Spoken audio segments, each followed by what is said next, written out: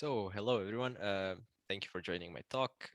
And well, if you watched my introduction video, then you already know a little bit about me, but just in case you haven't, so my name is Marko and I'm a PhD student at the University of Münster in Germany. And I will be giving a talk about a paper that I wrote together with Sigmundur Gudmundsson from Lund University in Sweden and also with Anna Siffer from University of Münster in Germany. So Sigmundur was actually my master's thesis supervisor and Anna is my PhD supervisor here in Münster now. And the title of the talk, well, and the paper as well, is p-Harmonic functions on the rank 1 Lie groups of Iwasawa type. So just to give you a brief outline of what the talk will look like, I will start by giving a short historic introduction into this p-Harmonic function business. And then I'll also tell you a little bit about what we are interested in and what is already known. And then we'll go on to set the stage for the rest of the talk by defining these rank 1 Lie groups of Iwasawa type. So we'll study their algebraic structure and also their geometric structure. So we'll define a nice global coordinate system, which will allow us to do some analysis later. And finally, I will present a few examples of these spaces. And I thought that I tried to choose examples which I think should be fairly well known. So you've probably already seen them at some point in your life, but maybe you just haven't seen them presented using this formalism. Right, and then finally, in the third part of the talk, I will present the main results of the paper, and this is essentially, well, the main result is essentially a construction of a wide class of explicit examples of p-Harmonic functions on any rank 1 Lie group of Iwasawa type. Okay, so let's start. So this story of p-Harmonic functions began already in the 19th century, actually, and just as many things in mathematics, it found its inspiration in physics. So usually names such as Lagrange, Germain, and Maxwell are associated to this beginning, and they studied some problems in elasticity theory. If I remember correctly, they were studying the vibrations of a drum or something like that. And well, in the research, they encountered this so-called biharmonic equation, where one takes the Laplace operator of a function twice and sets that to be equal to 0. But then, of course, a natural thing to ask is, well, why only apply the Laplace operator twice? I mean, we could equally well apply 3 or 4 times. So in this way, one obtains the so-called p-Harmonic equation, where one iterates the Laplace operator, p times applies it to a function and sets that to be equal to 0. And here p is allowed to be any positive integer.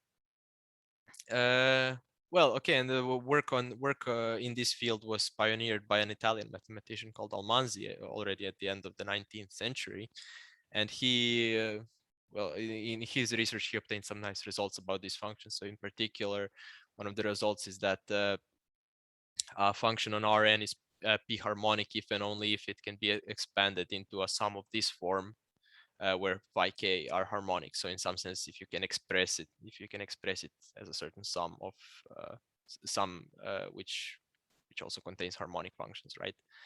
And as you can imagine, this is a very strong characterization. As also this makes it much easier to study p-Harmonic functions because well, you can use you can use your knowledge about harmonic functions, and then together with this expansion, you can derive some properties of p-Harmonic functions. Right, and I mean, I would say that these days p-Harmonic functions on Rn are quite well understood, and there are several standard references to this field. But well, we are on a geometric analysis festival, so of course we are interested in further generalizing this to a more geometric setting. And well, for us, the natural habitat is Riemannian manifold, of course, or if you prefer, this also works on semi-Riemannian manifolds. The first thing that we need is a generalization of the Laplacian, and of course we have that in the form of the well-known Laplace-Beltrami operator, which is just as on Rn, it's defined simply as the divergence of the gradient. And I should just mention here that I mean, here and throughout the rest of the talk, the Laplace-Beltrami operator will be denoted by tau, because this is the notation that we used in the paper as well.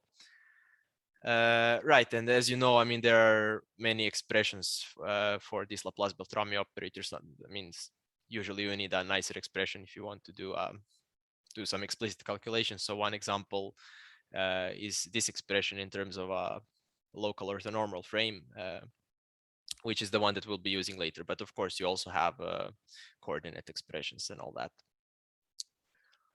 Okay, but now that we have a generalization of the Laplacian, then we can naturally generalize p-harmonic functions as well. So we take a complex valued function on M, and then we say that it's p-harmonic if the p iterate of the Laplacian of its Laplacian is 0.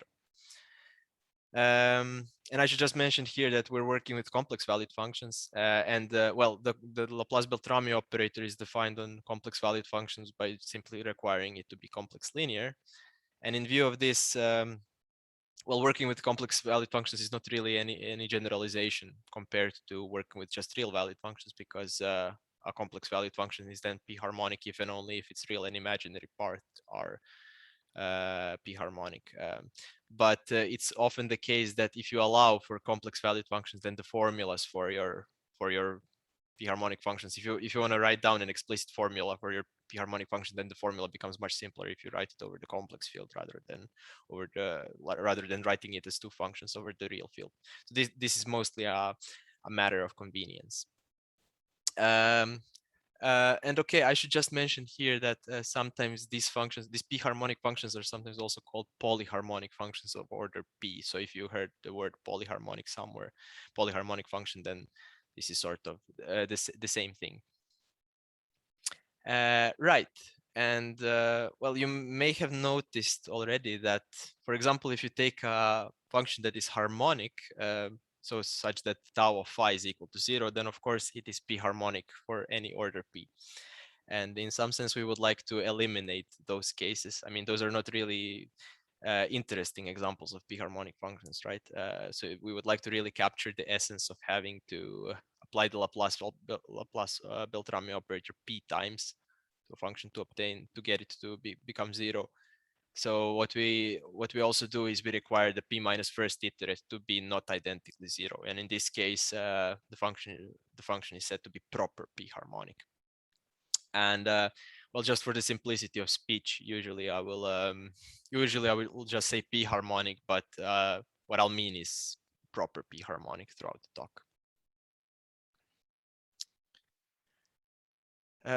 Yes, and so, well, in this general Riemannian setting, the p-harmonic equation hasn't really been studied that much until just a few years ago. So I mean, until just a few years ago, you only had some results from surfaces and so on, but nothing really from more general sort of Lie groups or higher dimensional Riemannian manifolds.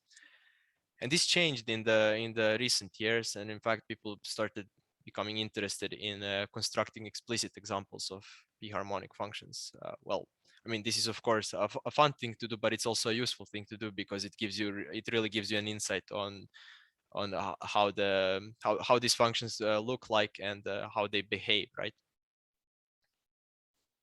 And so this, well, some of the first papers on this subject were written by Gudmundsson, Montaldo, and Ratto, and also Anna Siffert. So they constructed biharmonic functions on the compact Lie groups SON, SUN, and SPN. So as you see, I mean, this is very recent, 2018, 2019, and I think these were the first papers concerning biharmonic functions on sort of more general Riemannian manifolds, let's say. And then also in these years, Gudmundsson and Siffert constructed biharmonic and even p-harmonic functions on the famous Thurston geometries Sol, nil, which is the Heisenberg group, and the universal covering of SL2R, and then the direct product of S2 and R, and the direct product of H2, which is the hyperbolic plane and R. Yes, and then in 2020, I also joined this project as a part of my master's thesis, and together with Sigmundur, we obtained a nice general construction method using eigenfunctions, these so-called eigenfunctions, which are eigenfunctions of the Laplacian, which are also in some sense eigen with respect to the norm squared of the gradient. And then we proved that we proved that if one finds such a function, then one can get a proper p-harmonic function for free in some sense using this formula. Right, and we also showed how to construct some examples of eigenfunctions on a wide class of semi-simple Lie groups. And I should just mention, I mean, these constructions were sort of already known from a previous paper, but in that paper they weren't really called eigenfunctions. They were sort of parts of something, a slightly more general concept called eigenfamilies. So in some sense, these constructions were not really new, but we had to modify them slightly to make it work with our formalism here. But I mean, anyway, this method of construction of p-harmonic functions was new. And then, well, in 2020 and also earlier this year, Gudmundsson and Elsa Gandur, they constructed eigenfunctions also on the Grassmann manifolds. And well, Gudmundsson, Siffer, and myself also constructed eigenfunctions on these quotient spaces. And well, what this means is essentially that now we already have explicit examples of p-harmonic functions on all classical Riemannian symmetric spaces, which is a very nice thing. And it's nice to see how they differ, because I mean, as you see, a lot of this, I mean, a lot of these constructions depend on the general method from the previous slide, because here we only construct eigenfunctions, but it's nice to see how different the eigenfunctions can become. And so, I mean, of course, because the eigenfunctions are different, it's the resulting p-harmonic functions become different as well. Right, so this is basically what I wanted to tell. So this is not really an exhaustive list of results that were obtained, but I just wanted to show you how this has developed and sort of how many spaces we already have examples of p-harmonic functions on. Right, but so as we already said, and as the title suggests, today we're interested in looking at p-harmonic functions on these spaces called rank 1 Lie groups of Iwasawa type. So well, let's see what these are. So a Lie group of Iwasawa type is well, first of all, it's a simply connected group, and it should be solvable, and it should come equipped with a left invariant metric G. And then we have some additional properties that its Lie algebra S should satisfy. So first of all, it should split into a direct sum of two spaces called A and N. And here N is the derived algebra of S, so obtained by taking the algebra of commutators of elements of S, right? And this is, of course, a nilpotent Lie algebra because S is solvable. And that's why, I mean, this is called N because nilpotent, right? And A should be the orthogonal complement of N. And here the orthogonal, I mean, means with respect to the left invariant metric G, right? Which induces an inner product on the Lie algebra. So, and we require this orthogonal complement to be abelian, which is why we denote it by A. Okay, and then we also have some conditions on the adjoint representation of elements of A. So first of all, we require that the adjoint representation of any element of A restricted to N is a symmetric operator. And we also require that this adjoint representation of A restricted to N is positive definite for some element of A. Of course, it can't be positive definite for all of them, but what we require here is that we can at least find one. And well, then finally, the rank of such a Lie group is defined to be the dimension of this abelian subspace A. Okay, and well, so now for the rest of the talk, we will assume that we're working with a rank 1 Lie group of Iwasawa type, and we will use the notation as described in this definition. But I mean, I will try to remind you of what all the things denote whenever I see fit, right? Whenever I think that something is unclear or hard to remember. Yes. So because this is now a rank 1 Lie group, and then this means that the subspace A is one-dimensional.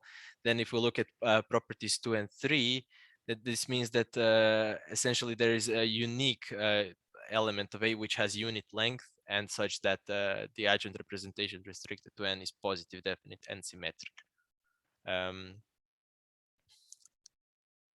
Well, and then by the spectral theorem, of course, because of this symmetry, we know that we have an sort of an eigen decomposition of n into the eigenspaces of the adjoint representation of A, right? And so here the notation is that there's a total of m eigenspaces. So this means that there are m distinct eigenvalues, and so these eigenspaces are then denoted by this Gothic ni, and the eigenvalues are denoted by lambda I. And of course, because of the positive definiteness, we know that all of these eigenvalues are positive. Okay. And then now that we have this decomposition, now we can view S as the semi-direct product of Lie algebras. So the semi-direct product of A and N, where this semi-direct product map is defined simply as the eigenvalue. So on each eigenspace, it's defined simply as the corresponding eigenvalue times the identity map. Well, and then in terms of Lie groups, well, this means that S, so on Lie group level, this means that S is the semi-direct product of R plus and N.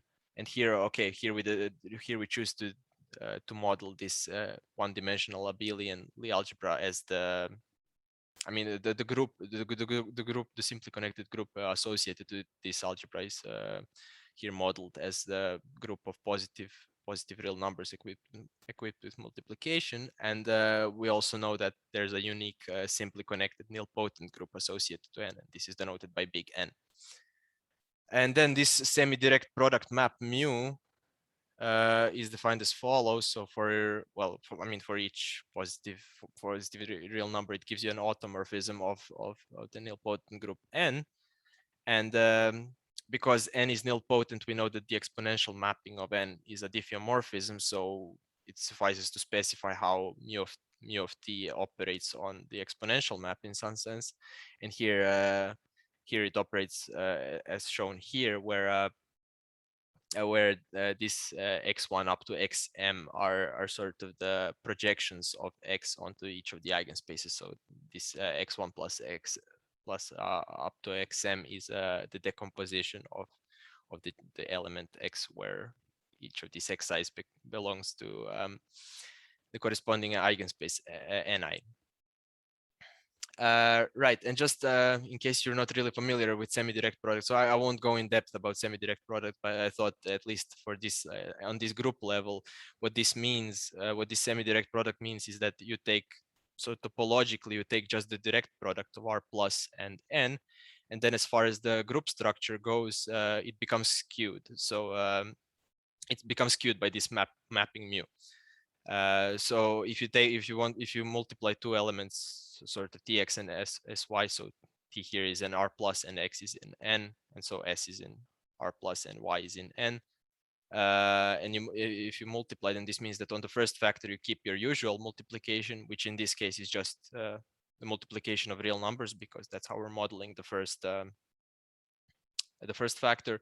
And then on the second factor, before you multiply your elements, you want to sort of modify your second factor by applying mu to it.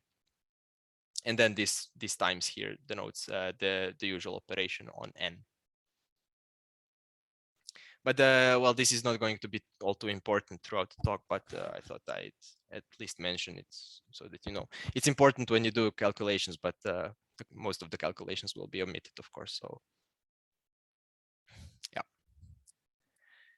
yeah. Okay, and now we can further, I mean, we want to, in some sense, we want to obtain a good orthonormal basis for our entire Lie algebra S. And now what we did so far is we have this basis element A, which spans the one-dimensional abelian subspace.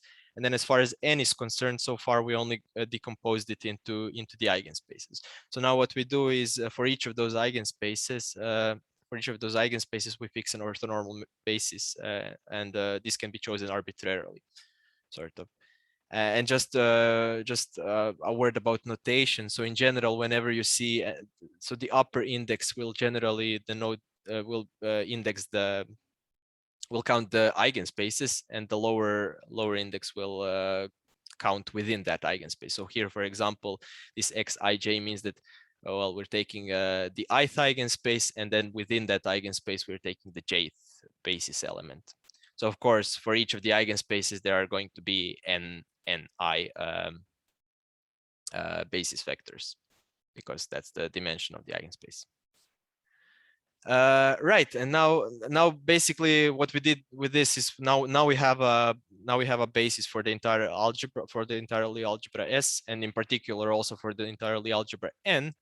And here now it's useful to, well, whenever you fix a basis, then it's useful to to sort of have everything written in terms of the basis. So in particular, it's useful to have to define these structure constants or structure coefficients of the nilpotent algebra N, which are then basically just the structure constants that tell you how the commutators behave, right? So and here these like brackets denote just the inner product, the inner product on N, induced by the inner product on S.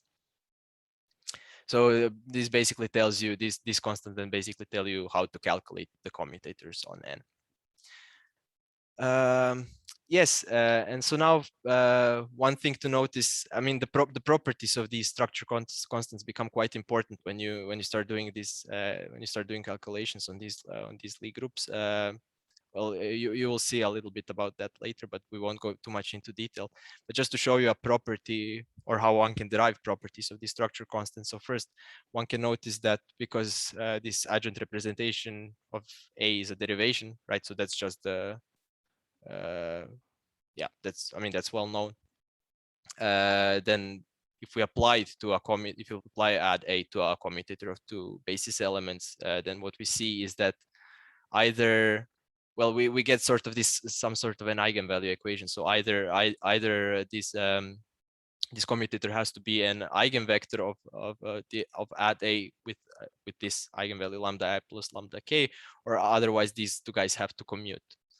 Right, so the commutator is either 0 or it's either an eigenvector with this eigenvalue lambda I plus lambda k, which is then strictly bigger than both of the eigenvalues lambda I and lambda k. And what this tells you essentially is that the Lie algebra has some sort of a graded structure. And in terms of the structure constants, this means that a lot of them will actually be 0. So if whenever it happens that this alpha is too small in some sense compared to I and k, then well, then the corresponding structure constant will be 0. So if you look here, what we just showed is that the commutator of these elements is either automatically 0 or it has to move to a higher eigenspace. So I mean, we this either, yeah. So then alpha needs to be big enough for this to be non-zero. And in particular, this also shows you that the nilpotent algebra N is at most m-step nilpotent. Okay. Now that we have this nice basis for the Lie algebra, now we can use the fact, well, we can abuse the fact that N is nilpotent, so the exponential mapping is a diffeomorphism. So what we do is we define the coordinate system as follows. So we first, I mean, with the first factor T, which corresponds to this abelian one-dimensional subspace, we just keep.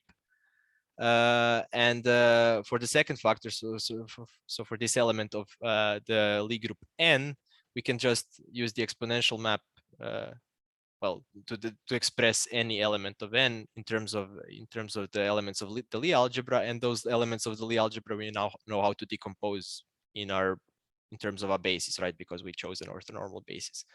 So these coordinates, these x coordinates, are essentially just the components, the coefficients of x when you expand it in the basis, in the orthonormal basis xij that we chose.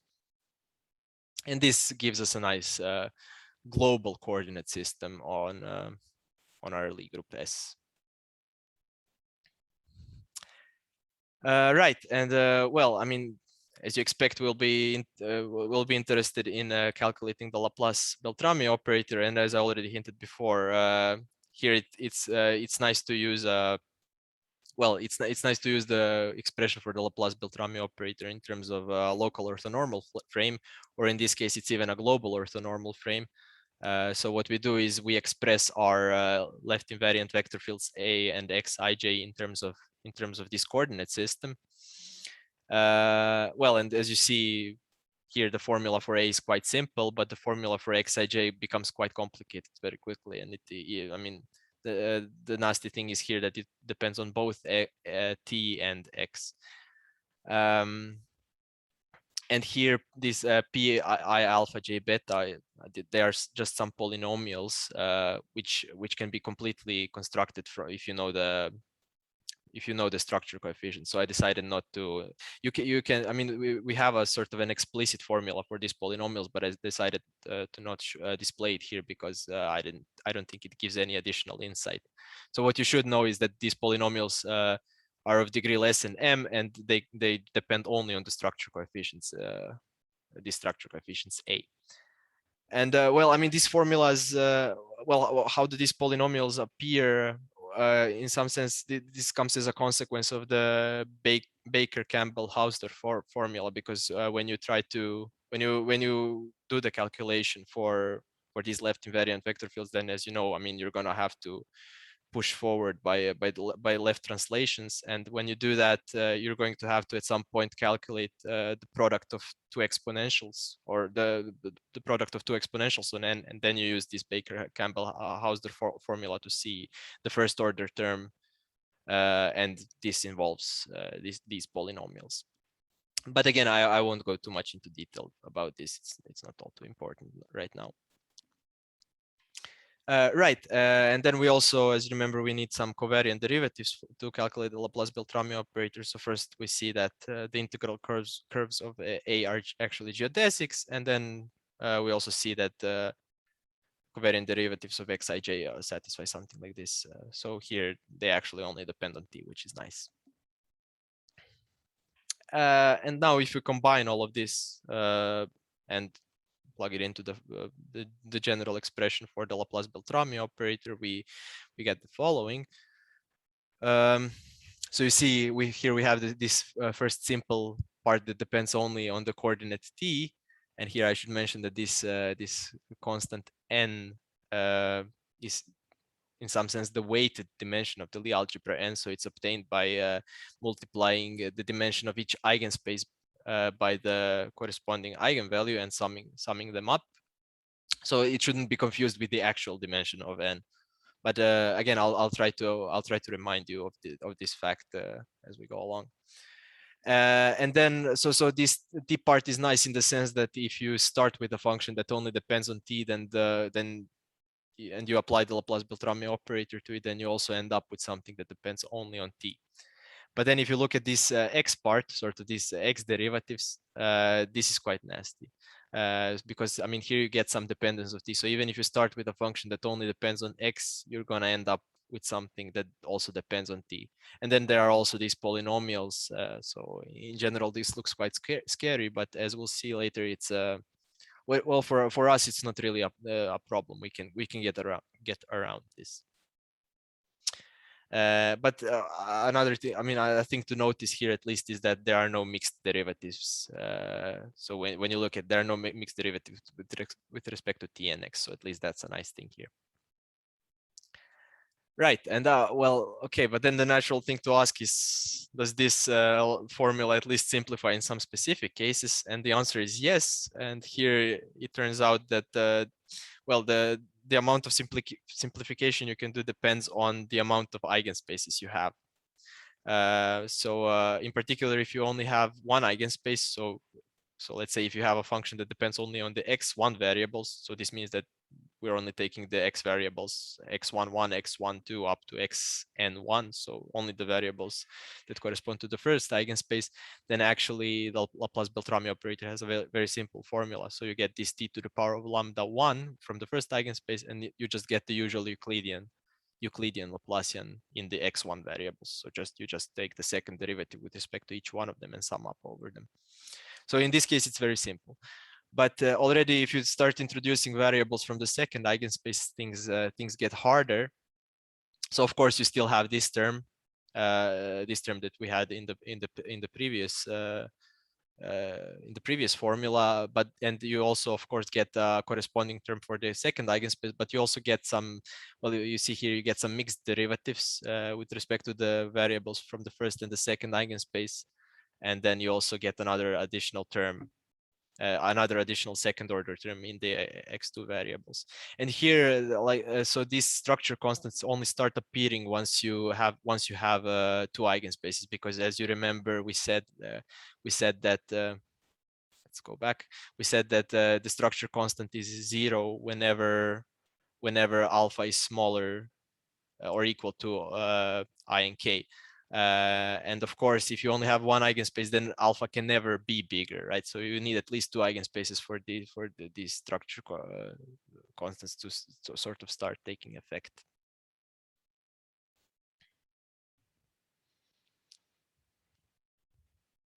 And that's why they start appearing here, but they never appeared here. All right.